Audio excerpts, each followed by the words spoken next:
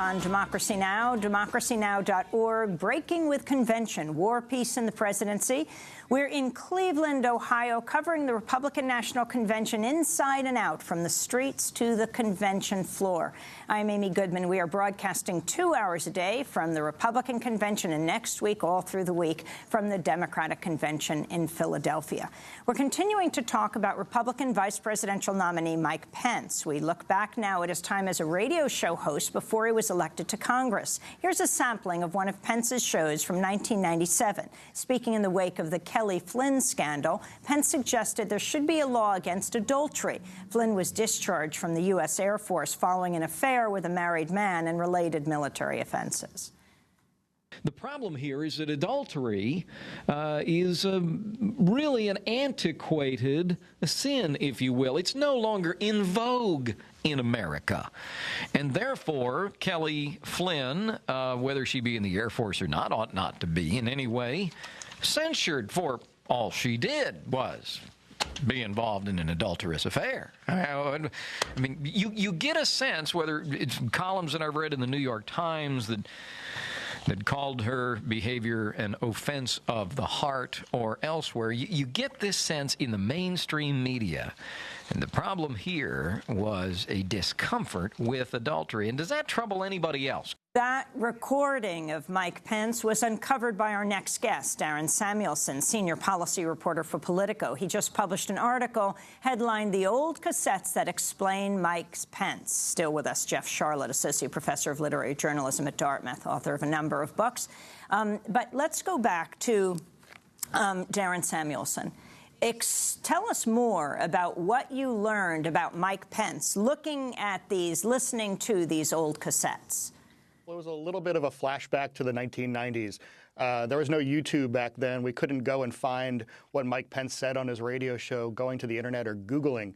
We actually had to go to Indiana. I headed out there right after we got word that Mike Pence was going to be the VP, without any sense that I was going to find anything. But a lot of phone calls, a lot of shoe leather, a lot of pounding on doors. Ultimately uncovered a VHS tape. We had to go and watch it on an old VCR. That was not easy to do, to find. Then turn that into a DVD, which you now see and just showed there on television. So that was a little bit of a transition of technology. Also uncovered an audio cassette tape from a show 1 year earlier from 1996.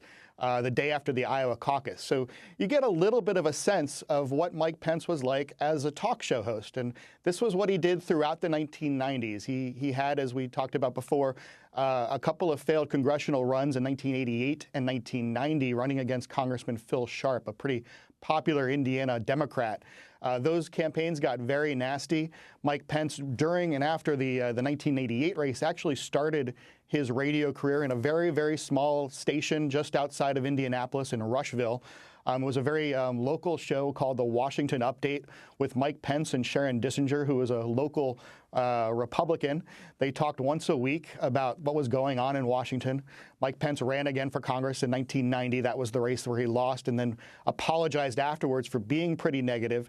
Mike Pence then spent about 2-3 years heading something called the Indiana Policy Review, which is a think tank, a conservative think tank, where he published a lot of articles. And it was right around then in 1993 when he started back up on the Mike Pence Show and became kind of a local celebrity, not a big celebrity that many people knew about outside of Indiana, but he was trying to sort of, in the voice of Rush Limbaugh sometimes, in the Howard Stern era, when those guys were becoming very big, Mike Pence was doing that in Indiana.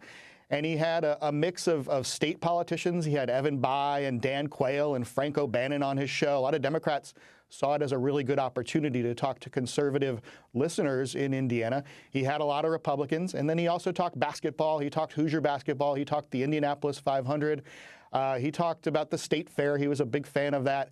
And so, we found 2 clips that actually let us go back and see what Mike Pence was talking about. And you could definitely hear sort of a little bit of that Rush Limbaugh voice coming through, and definitely a cynicism for politics and government in Washington and Republicans and Democrats alike. And I think that's what you get out of these clips. Jeff Sharlet, as you listen to Darren Samuelson, do you learn anything about the man you have been looking at through these early tapes?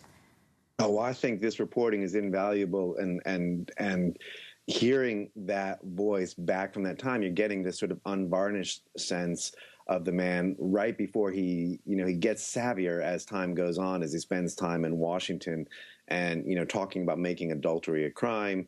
I suppose he is ready to prosecute his running mate. But that is in line that on the one hand, we hear that as incredibly extreme. On the other hand, it's worth sort of understanding that as within the mainstream of a right-wing evangelical movement, that those are the ideas that are animating that base. He's learned to sort of smooth down the rhetoric in the same way that his language about abortion and about LGBT rights has moved over the years. The ideas haven't moved.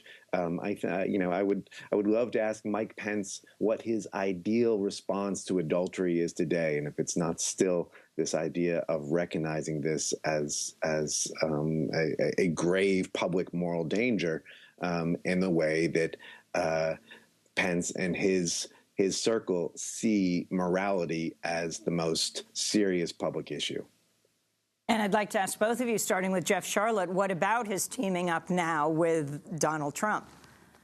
That is not surprising to me at all. And I think there's been a big misunderstanding about what Trump is and how conservative evangelicals view politicians for a long time. There's always this idea, how can they tolerate this guy? He's a hypocrite. To which there's a ready response was, and I'm a sinner.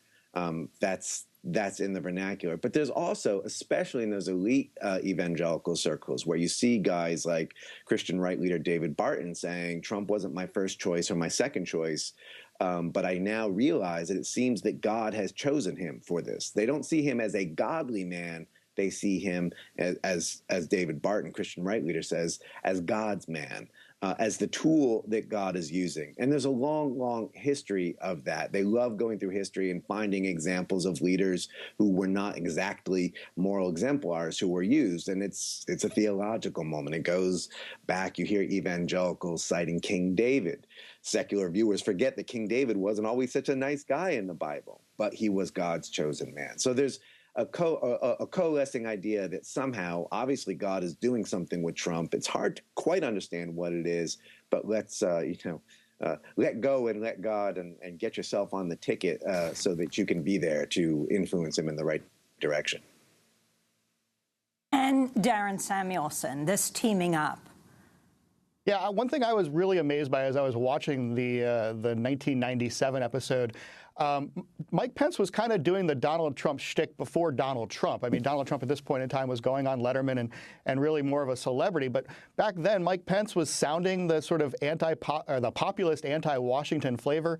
The other thing was he was attacking the media for some of the very things that we've seen Donald Trump do as he's run for president. The one thing that really jumped out at me, there's this clip where Mike Pence is railing against the Indianapolis Star, the local newspaper, for its coverage of the Indianapolis 500 that was coming up that Memorial Day weekend.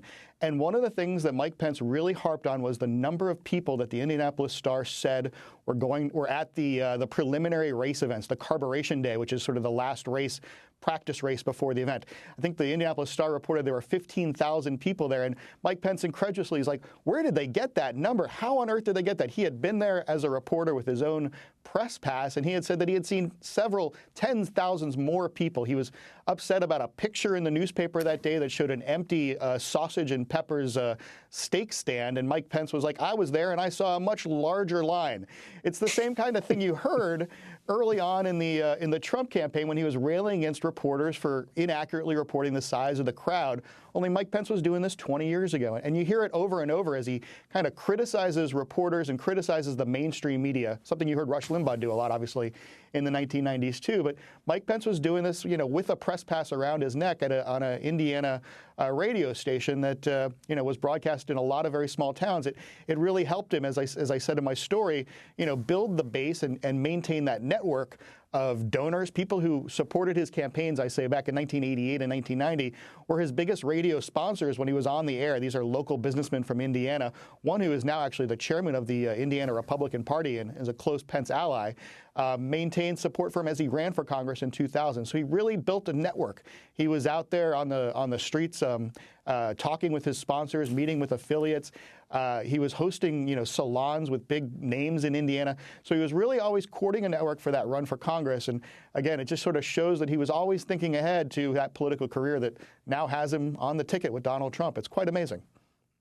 Darren Samuelson, I want to thank you for being with us, senior policy reporter for Politico. We'll link to your piece, The Old Cassettes Explain Mike Pence. And thank you to Jeff Sharlett, who is Associate Professor of Literary Journalism at Dartmouth, author of a number of books, including C Street, The Fundamentalist Threat to American Democracy, his most recent book, Radiant Truths. This is Democracy Now! Back in a minute.